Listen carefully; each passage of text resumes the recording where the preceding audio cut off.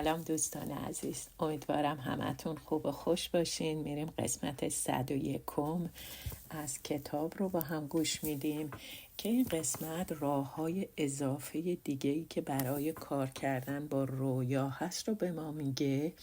در واقع این یک کتاب کاربردیه، یعنی ما به وسیله اون میتونیم واقعا روش تحمل کنیم و کارامون رو انجام بدیم. اگر کسی احساس کرد که این براش سخته، میتونه این قسمت رو اصلا انجام نده. ولی اگر کسی واقعا خودش دلش میخواد خودش رو بشناسه، این کمک خیلی بزرگیه بهمون. حالا راهکارهای اضافه‌ای که داره میگه چند تا هست. یکیش اینه که با هر چیزی که تو رویامون به گونه‌ای رفتار کنیم که انگار بخشی از وجود ماست. دیگه این که با هر چیزی در رویای خودمون چنان رفتار کنیم که مثل این که در قسمتی در ارتباط با قسمت‌های دیگه است، یعنی نمیتونیم یه تیکش بگیریم یه تیکش ول کنیم. بعد دیگه این که به هر جزء از رویای خود به گونه‌ای رفتار کنیم که انگار ارزش توجه کردن داره. با هر چیزی تو رویای خودمون یک پارچه رفتار کنیم.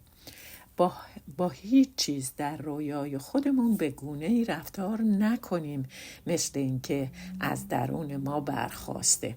و آخر هم برامون یه جمع‌بندی کوچیکی داره که اگه ما واقعاً ریز این قسمت ها رو جلو بریم، که همه این راهکارها رو که گفت دونه دونه توضیح میده، اگه ما اینا رو جلو بریم اون وقت میتونیم به اون جنبندی هم انشالله میرسیم. و فکر میکنم که باید روی این یک کمی بیشتر تحمل کنیم. حالا راه های اضافه دیگری که برای کار با رویا، مانند کار کردن با سایه، کار با رویا نیز توجه ما را به سوی هر آنچه از آن سر برمی آورد را می طلبد. گرچه دشوار یا ترسناک است، ولی ما را دعوت می کند که خواهان قدم گذاشتن در سرزمین تاریکی وجود خود باشیم. برای نظاره کردن آنچه در پس ظاهر ماست، نه هر آنچه که به طور معمول با آن روبرو هستیم. به دلیل اینکه رویاهای مختلفی وجود دارد، این خیلی مفید خواهد بود که راه‌های متفاوتی برای کار با رویاها داشته باشیم. در اینجا برخی از آنها را برای شما توضیح می دهیم.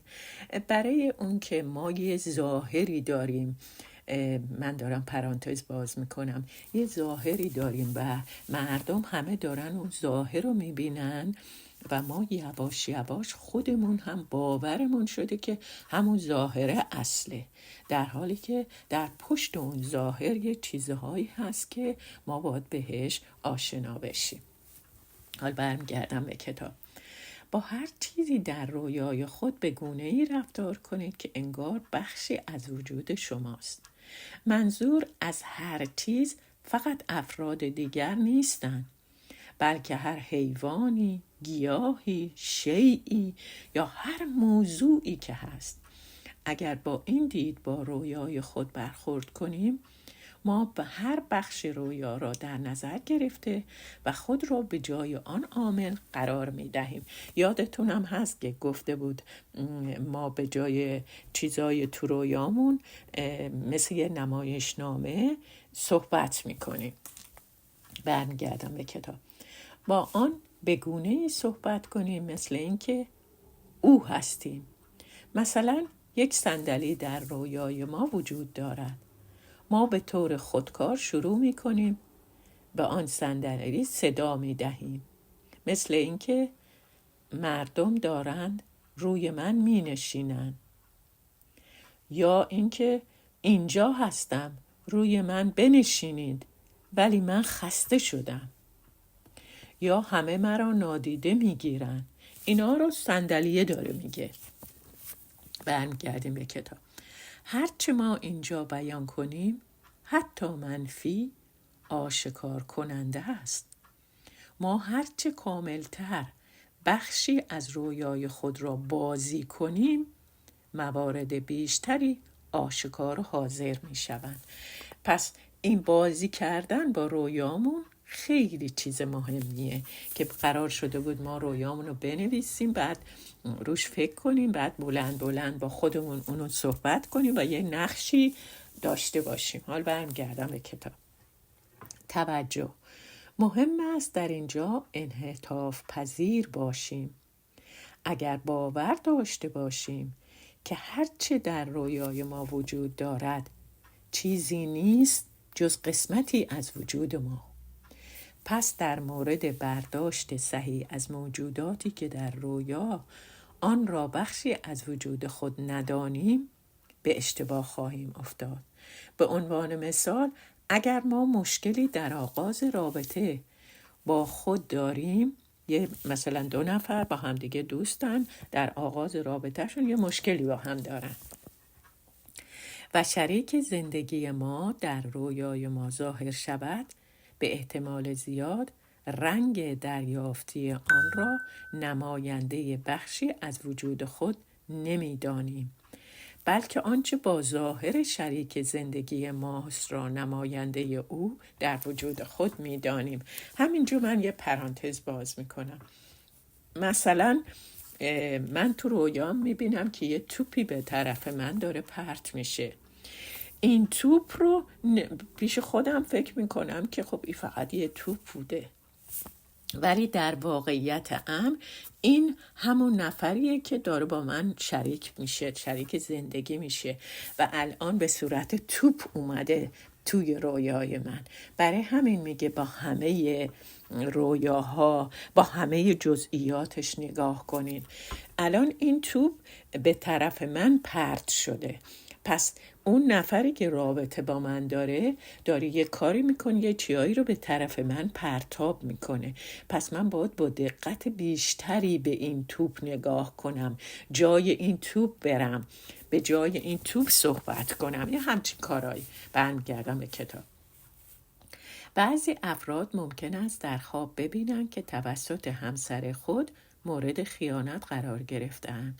حتی اگر در عالم بیرون از خواب هم هیچ نشانه آشکاری وجود نداشته باشد، اما در حقیقت شریک آنها در حال خیانت است. بعضی وقتا هم تو رویاهامو دقیقاً آدمه رو همون جوری که هست میبینیم. الان شریک خواب دیده که شریک زندگیش بهش خیانت میکنه، ولی پیش خودش میگه این یه خوابه، ولش میکنه. حالا اگر که پیش بریم میبینیم که همه این قسمت ها نیازه که باز بچن از هم دیگه تا ما بشناسیمش.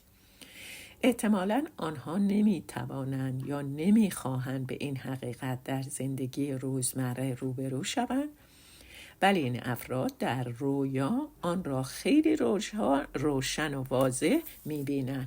پس این که به همون گفت رویاها چیای واقعی‌اند، راست میگفت. الان آدم اینو میبینه ولی اصلا صبح که بلند میشه دیگه رویاش یادش رفته، چون یادداشتش هم نکرده یادش رفته، اصلا دیگه یادش نمیمونه که حالا متوجه هم بشه یا نشه. برمیگردم به کتاب. در جلسات روان درمانگری اد، اسم یه نفره، اسم یه دختره، به من گفت که کابوس‌های تکرار شونده ترسناکی دارد که در آن توسط یک راسوی قولاسا با چشمان قرمز تعقیب می شود و قادر نیست از چنگ او فرار کند. همچنان که او خوابش را توصیف می کرد، بدنش شروع به لرزیدن کرد. معذرت میخوام. او می گفت این خوابها را از وقتی یک بچه بوده می دیده. من از او سوال کردم وحشتناکترین موضوع در دوره کودکیت چه بوده؟ بعدها در روان درمانی او جواب داد تعرض جنسی توسط پدرخوانده‌اش برای او بدترین اتفاق بوده. من از او سوال میکنم، آقای دکتر از اد سوال میکنه اون راسو چه بویی میداد؟ اد میگه واقعا بدبو بود. حالا برمیگرده آقای دکتر میگه پدرخوانده او یک دائم الخمر بوده و رنگ چشمان او که اد میگفت قرمز بوده، به خصوص وقتی که او به اتاق خواب اد می آمده. دوستان عزیز همینجا توقف میکنیم که حالا فعلا ما تو این قسمت رویامون تا قسمت‌های بعدی رو ریز ریز برامون هی باز کنه. کافیه برامون تا جلسه دیگه. امیدوارم هممون شاد و خوشحال و سلامت بتونیم رویاهامون رو تعبیر کنیم. خدا نگهدار همگی.